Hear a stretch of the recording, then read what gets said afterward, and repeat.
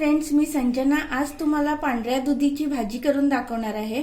त्यासाठी हे एक मोठी वाटी मी दुधी कापून घेतलेला आहे, पांढरा दुधी। त्यानंतर 4 टीस्पून मी इथे तुरीची डाळ भिजत घातलेली आहे। 2 मीडियम साइजचे कांदे बारीक चिरून घेतलेले आहेत। 1 टोमॅटो बारीक चिरून घेतलेला आहे। मसाल्यांमध्ये साधा लाल तिखट, हळद, गरम मसाला, मीठ, ओलं खोबरं, कोथिंबीर, तेल। तर एक मी पातेलं तापत ठेवलेलं आहे आणि त्याच्यामध्ये 2 टेबलस्पून ऑइल घालते। तेल तापल्यावर कांदा घालायचा आहे। हे 2 कांदे आहेत। कांदा थोडा परतून घेऊया। कांदा परतून झाल्यावर यामध्ये 1 टोमॅटो हा पण बारीक चिरून घेतलाय, तो पण आता परतून घेते। कांदा टोमॅटो आपला छान परतून झालेला आहे, तुम्ही बघू शकता टोमॅटो अगदी मऊ झालेला आहे।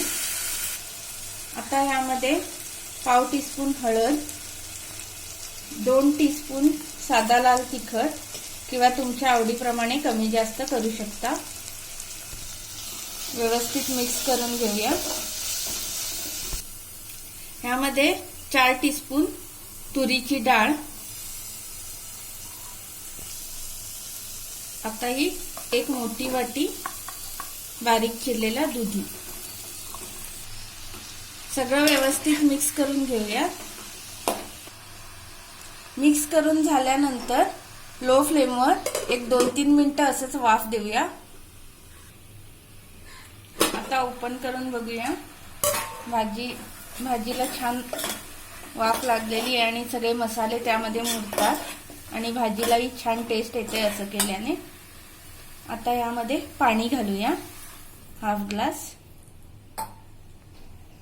आता यामध्ये गरम मसाला घालूया, हाफ टीस्पून किंवा थोडा जास्त तुमच्या आवडीप्रमाणे। चवीपुरतं मीठ घालूया। व्यवस्थित मिक्स करून आता झाकण ठेवून आपण 15 ते 20 मिनिटं भाजी शिजेपर्यंत झाकून मीडियम फ्लेमवर ठेवूया।